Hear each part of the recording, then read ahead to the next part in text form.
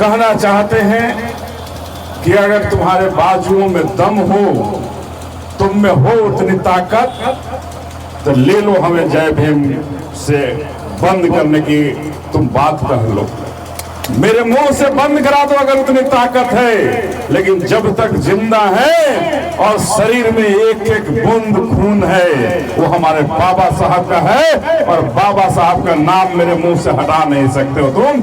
अमित शाह और आरएसएस के लोग, मैं आज कहने आया हूं आप सबों से, कहने आया हूं कि एक किसी सरकार की हस्ती नहीं है कि हमारे बाबा साहब का नाम मिटा दे, और किसी माई के बेटा में उतना दम नहीं है जो हमारे बाबा साहब को मिटाने का जुर्रत करे। आज मैं कहना चाहता हूं कि हम अपनी बहन मायावती के नेतृत्व में आए हैं यहां धरना पर बैठने। पूरे भारत में जिला मुख्यालय पर बहन जी के नेतृत्व में धरना प्रदर्शन हो रहा है। सांसद राम जी गौतम जी के नेतृत्व में धरना प्रदर्शन हो रहा है, और उसी धरना प्रदर्शन में आकर बैठे हैं और खुलेआम चैलेंज देना चाहते हैं कि इस सरकार में बैठे हुए गुंडा मवाली लोग, किसके बाजुओं में वो दम है, किस में वो ताकत है? क्या तुम्हारे ईडी और सीबीआई में वो ताकत है? क्या तुम्हारे थाना में वो ताकत है? क्या नीतीश कुमार के साथ उतनी ताकत है जो हमें बाबा साहब के नाम लेने से रोक सके, हमें अम्बेडकर कहने से रोक सके? अरे हमारे भगवान हमारे बाबा साहब हैं, रहे हैं, कल भी थे, आज भी हैं और कल भी रहेंगे हमारे बाबा साहब, हमारे भगवान। किसी माई का लाल को रोकने की आजादी नहीं है इस भारत में। आज बाबा साहब नहीं है, हमारे बाबा साहब नहीं है, लेकिन 130 करोड़ जनता बाबा साहब का है। जिसे धरती पर स्वर्ग दिखाया वो हमारे बाबा साहब थे। आज तुम स्वर्ग खोजने की बात कर रहे हो, कह रहे हो कि मंदिर जाओ, भगवान का नाम लो और तब तुम्हें स्वर्ग मिलेगा। अमित शाह, आरएसएस को स्वर्ग तो तब मिलेगा जब तक हम सब बहुजन समाज के लोगों को ठगने का काम ये लोग करते रहेंगे। आरएसएस के वही लोग हैं जो मंदिरों में हमें आस्था जगाने का काम करते हैं और अपने बेटा को बीसीसीआई का चेयरमैन बना करके भारत को लूटने का काम कराते हैं। ये वही लोग हैं जो खुद भारत पर राज करते हैं और हमें कहते हैं, हमारे लोगों को कहते हैं कि कमंडल उठाकर जाओ मंदिरों में और यहाँ दर्शन कर लो, वहां दर्शन कर लो। अरे आपको लानत है कि बाबा साहब ने इतने सुंदर संविधान दिया, आपको धरती पर स्वर्ग दिखाया, और अमित शाह जी जैसे लोग कह रहे हैं कि जाके स्वर्ग का रास्ता खोजो, भगवान को के दरबार में हाजिरी लगा लो। हम तो यही कहना चाहते हैं अपने बहुजन समाज के तमाम माताओं और बहनों से, अपने भाइयों से, अपने बंधुओं से, अपने अभिभावकों से कि बाबा साहब वही शख्स जिन्होंने हमें जिंदा जी स्वर्ग का दर्शन कराया इसी भारत में।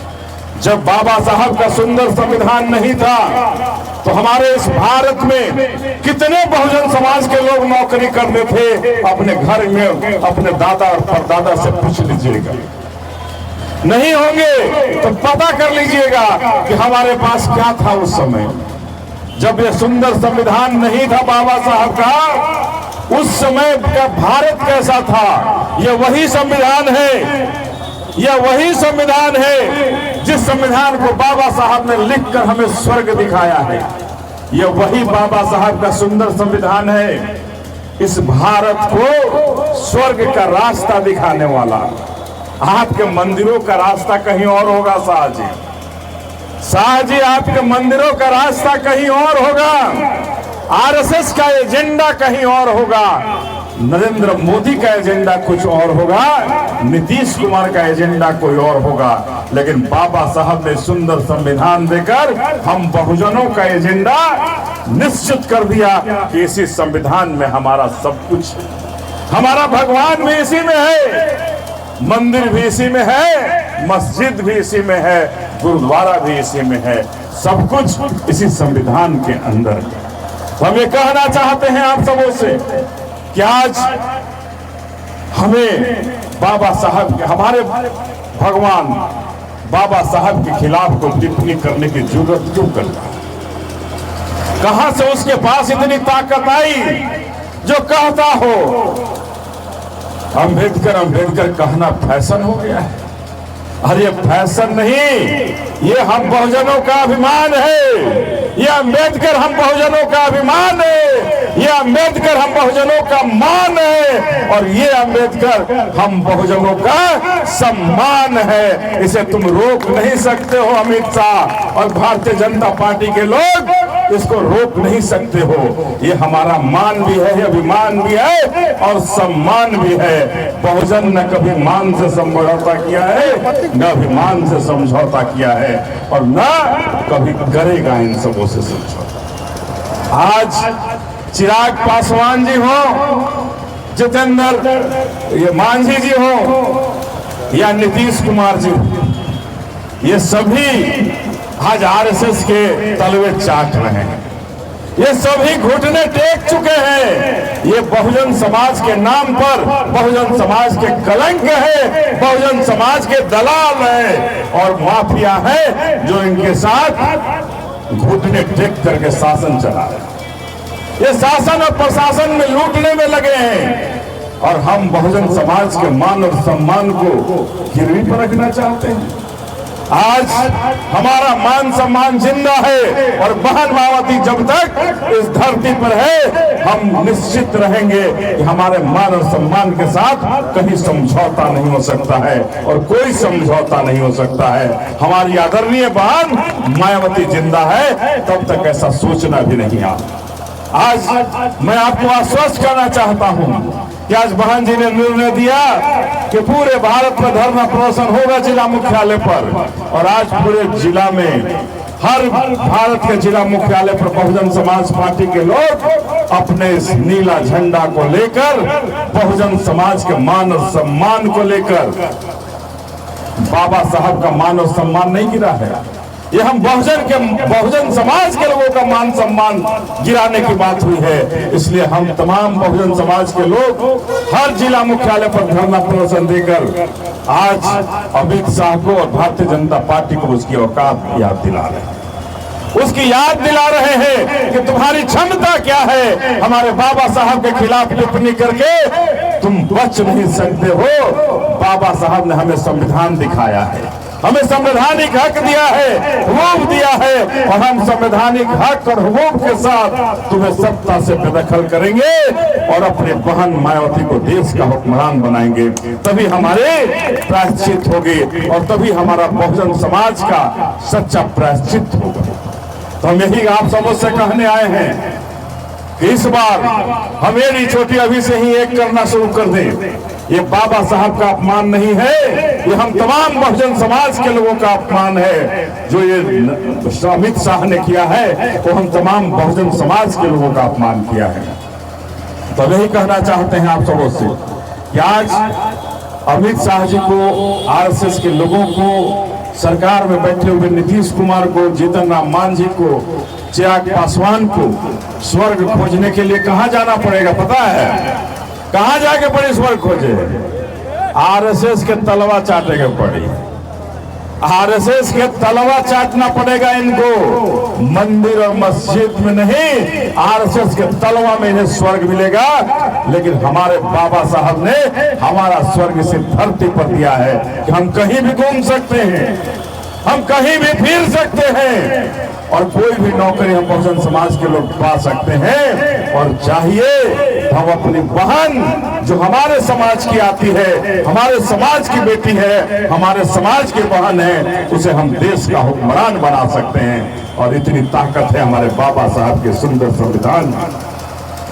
यही भारत था जब राम राज्य की कल्पना की गई, यही वो भारत था जहां हमारे बहुजन समाज को एक साथ तालाब का पानी नहीं पीने दिया गया। यही वो भारत था जहां हमारे दादा परदादा को, दादी परदादी को पढ़ने नहीं दिया गया, लिखने नहीं दिया गया। ये वही भारत है जहां आज सब कुछ की आजादी हमें बाबा साहब ने दिया। तो ये बाबा साहब ने हमें तो स्वर्ग दिखा दिया। खुद बाबा साहब को इन मनुवादी और सामंतवादियों ने पढ़ने नहीं दिया, लिखने नहीं दिया, और वही बाबा साहब स्कूल के बाहर रख करके बैठ के पढ़े, और इतने पढ़े कि आज भी भारत में सबसे ज्यादा पढ़े लिखे में आज भी हमारे बाबा साहब का ही नाम दर्ज है। उनकी बराबरी कोई मनुवादी, कोई सामंतवादी का बेटा आज भी नहीं कर पाया। तो हम आप सबों से कहना चाहते हैं कि बाबा साहब ही हैं जिन्होंने इतना सुंदर संविधान बनाकर हमारे गले से घंटियां हटाए, हमारे गले से घंटियां हटाई तो हमारे बाबा साहब ने हटाई, कमर से झाड़ू हटाए तो हमारे बाबा साहब ने हटाए। महिलाओं को अगर आज एक साथ बाजार जाने का अधिकार दिया, नौकरियों में जाने का अधिकार दिया, तो बाबा साहब ने अधिकार दिया, तो हम बाबा साहब को कैसे भूल सकते हैं, जिसने हम बहुजन समाज को और किसी भी समाज की महिलाओं को इस समाज में रहने का हक हमारे बाबा साहब ने दिया हो। उस बाबा साहब के महान स्मृति तक, उस महान मानव को हम कैसे भूल सकते हैं जिसने हमें चलना सिखाया हो, इस भारत में बढ़ना सिखाया हो। आज जो भी कुछ है, हम तो मानते हैं कि आज हमारे पास जो भी कुछ है, आपके पास जो भी कुछ है, ये हमें उस सुंदर संविधान से हमें बाबा साहब ने दिया है, जिसे आज इन दुश्मनों को हम खटकने लगे, आरएसएस को खटकने लगे हैं। और अभी कुछ दिन पहले ही आया एक उत्तर प्रदेश की एक नेत्री थी, बड़ी तेज तरार आवाज में उन्होंने कहा कि ये संविधान बनाकर बाबा साहब ने तो गजब कर दिया है, जिसको कुछ नहीं बोलना था वो भी हमारे खिलाफ बोल देता है, वो भी हमसे सवाल कर देता है, ये संविधान को खत्म कर दो। तो हम कहना चाहते हैं कि ये बीजेपी आरएसएस का एजेंडा है, ये संविधान को खत्म करने का सोच रखता है और आरएसएस का संविधान लागू करना चाहता है। ए नीतीश कुमार जी, ए चिराग पासवान जी, ए जीतन राम मांझी जी, कब तक आरएसएस के इस एजेंडा में आप शामिल होंगे? जिस बाबा साहब के संविधान की बदौलत आपको ताकत मिली, आप मुख्यमंत्री बने, मंत्री बने, और उसी बाबा साहब जैसे मसीहा पर, उसी भगवान पर अगर कोई टीका कर रहा है, टिप्पणी कर रहा है, आप उसके साथ गल बहिया किए हुए हो, उसके तलवे चाट कर अपनी कुर्सी बचाने का क्या अंजाम हो गया आपका? आप कब तक कुर्सी बचा लोगे? इस चुनाव तक कुर्सी बचा लोगे। और बाबा साहब के अनुयायी जो बाबा साहब को भगवान मानते हैं, इस अपमान का बदला उसी एक वोट से लेंगे, उसी एक वोट का चोट से लेंगे, और उस एक वोट के चोट से आप सभी सत्ता से बेदखल होंगे। हम आज ही आपको आश्वस्त कर देना चाहते हैं कि नीतीश कुमार जी, चिराग जी और जीतन राम मांझी जी, समय है, अभी भी इस्तीफा दीजिए और बाहर होइए इस आरएसएस के गठजोड़ से, और आरएसएस के गठजोड़ से बाहर होकर बता दीजिए कि हम सच्चे बाबा साहब के अनुयायी हैं, और बाबा साहब के अनुयायी कभी बाबा साहब का अपमान बर्दाश्त नहीं कर सकते हैं। बस यही कहेंगे आप सबों से कि आज आप सभी यहाँ आए और बाबा साहब के अपमान के लिए, ये बाबा साहब का अपमान नहीं, हम तमाम बहुजन समाज के लोगों का, दलितों का, पिछड़ों का, अति पिछड़ों का और महिलाओं का अपमान है। इस अपमान का बदला, प्रायश्चित अगर करना चाहते हैं तो एक ही है कि इस भारतीय जनता पार्टी को, आरएसएस को सत्ता से बेदखल कीजिए, तभी इस का प्रायश्चित होगा, और तभी अमित शाह जी जैसे व्यक्ति को सबक सिखाने का मौका मिलेगा। तो हम आप तमाम साथियों से निवेदन करना चाहते हैं कि आज बाबा साहब नहीं है हम सबों के बीच में, लेकिन बाबा साहब पर कोई टीका टिप्पणी करे, ये हम हमारे समाज के लिए बर्दाश्त नहीं हो।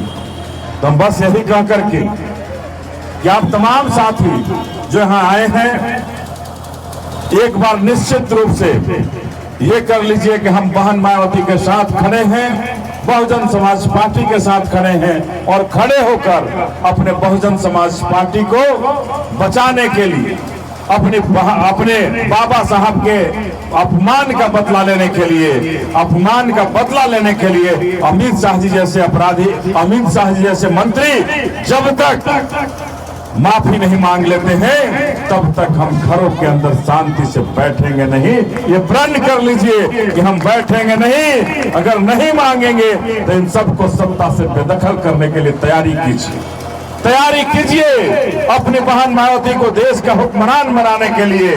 तभी हमारे देश का और तभी हमारे बहुजन समाज का काया पलटेगा।